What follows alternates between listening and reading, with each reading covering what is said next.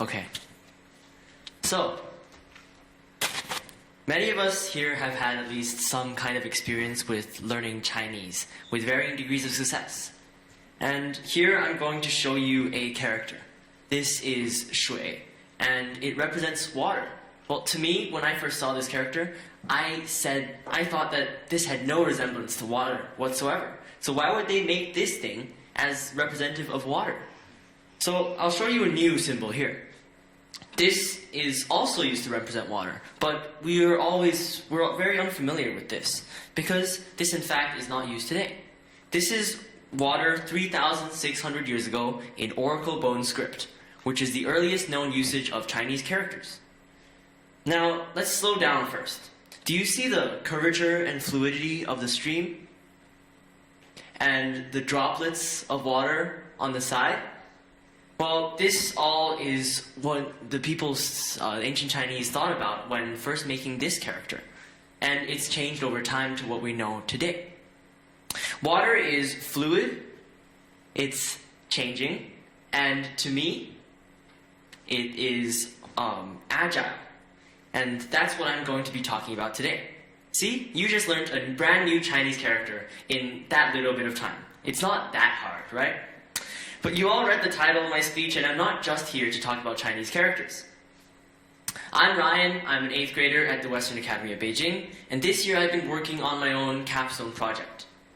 Now, I've had the goal of sharing what I just shared with you to teachers and students across WAB. Now, I use a variety of videos and in-person classes, and I've designed a way to teach science and philosophy along with this too. I've learned how to be like water in my project and try to use agility to my advantage. So what is agility? Well, the boring PE definition is the ability to change directions very quickly with your body. But that's not exactly the agility we're after when we're working on our projects. In your project or in your work, you're striving to reach your goal with the most direct and fastest way possible, moving past all your obstacles. Agility here is the ability to change your plans and change your goals to fit changing needs. And this way, you can reach the goal in different directions along the way. This is not only beneficial in a professional environment, but it's also beneficial to you as an individual learner and worker. Agility is really quite simple. I've designed this little puzzle with 3 pieces. And once these 3 pieces are put together, you have yourself an agile project. Now, piece number 1 is the spark. This red piece over there. Now, if you felt curious at all after you saw the shui character earlier, then first, I'm glad. And second, congratulations. You felt my spark when I first started learning Chinese. To start any endeavor, there will always need to be a spark. And that is something that grabs your interest from the start and keeps your interest till the end. This is something you love to do and you want to do. You want to keep pursuing. About that shui character we just saw, I was so curious about all the aspects around it I could explore. So I found that this shui character can be transformed into a radical, and it looks like that. What a radical means is that it can be combined with other characters to form brand new Chinese characters. And in fact, this one radical can form 490 Chinese characters. That is way more than enough to learn basic Chinese, have conversations. And for example, we can see like this character, he, meaning river, this character, hai, meaning sea, and this character, ke, meaning thirst. All these have the same radical as part of the character, and all these have a meaning related to water, which is what this radical is about. Now, this puzzle piece was all about finding your spark and finding your interest to discover something that you want to keep doing and keep working on. Puzzle piece number 2 is the project DNA. Now, everything has a DNA, literally or metaphorically. Now, the project DNA is the final, undeniable, and unchangeable concept that guides you through all of your decisions and all of your work. Since everything is dependent on it, the name of the DNA metaphorically followed. I think that this little cartoon shows it perfectly. Now, water, flowing liquid water, starts up high in elevation on the mountains, and it flows down the mountain by gravity.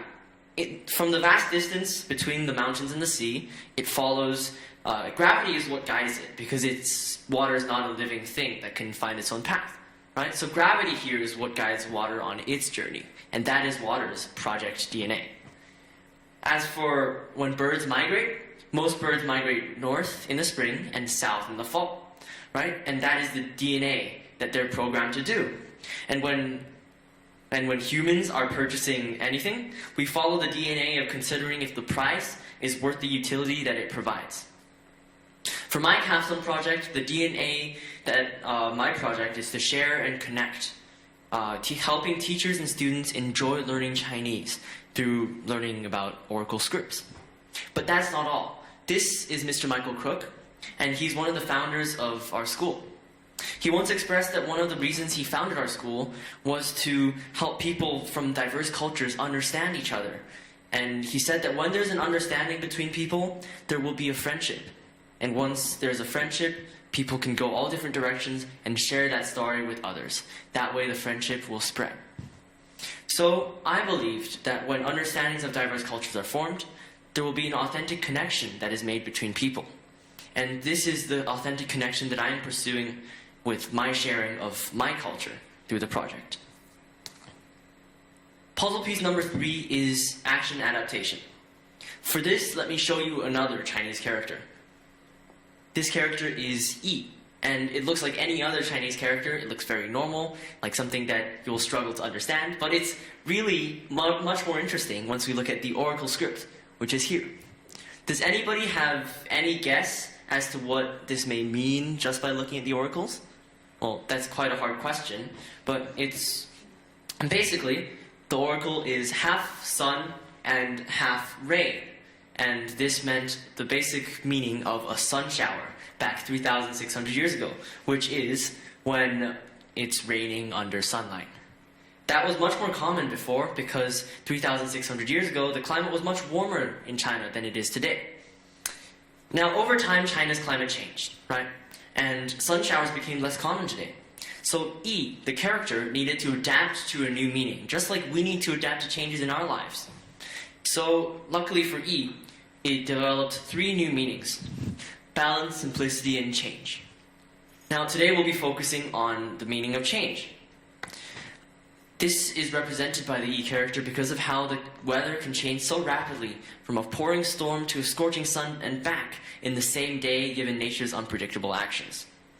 In this example, the character Yi represents the idea of being able to respond to changes rather than being rigid and resistant to change.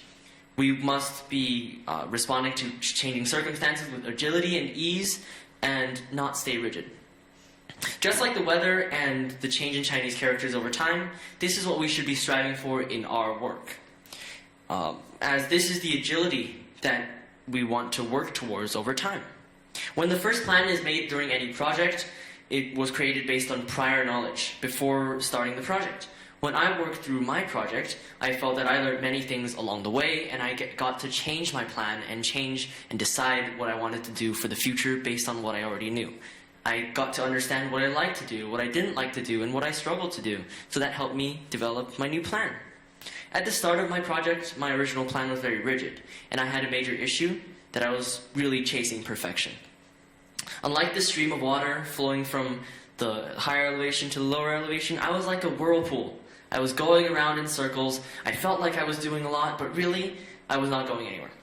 Even before I began making the first video, I had to make sure that everything was perfect and ready. I did product analyses, timelines, and brainstorming, and it took forever. Once I started the video, I took even more time to make sure it was perfect. And eventually 3 months had passed, and I didn't get anywhere. My video was not complete, well, not even the first one. And I was just wondering, why can't I get it done? After some thought, I decided that I needed to share my workout instead of keeping it all to myself, to reach some feedback.